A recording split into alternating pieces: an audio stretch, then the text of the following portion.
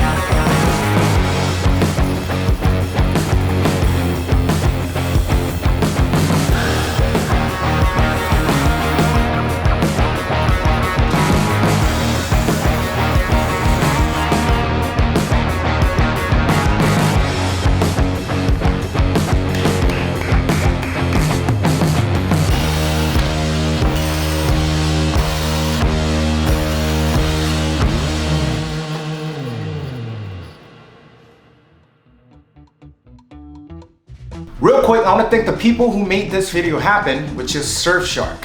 When I'm finished with my camper van conversion and start traveling across the US, chances are I'll be using free Wi-Fi in public places, and most likely it's not going to be secure and putting myself at risk of being hacked. Surfshark VPN keeps your online identity safe by encrypting all the information sent between your device and the internet, which keeps your personal data protected from big companies or cyber criminals. Surfshark VPN not only protects your online identity, you could also change your online location. Let's say you live in a country where you have limited freedom of speech and certain content is not available to you. You can always change your online location and gain access to restricted content. And if you didn't know, Netflix and other streaming services provide different content for different countries, so you can always change your location to gain more access to new content that's normally unavailable to you. And Surfshark VPN is the only VPN service that allows you to use unlimited devices on just one account. You can use it with your phone, tablets, laptops, and computers, and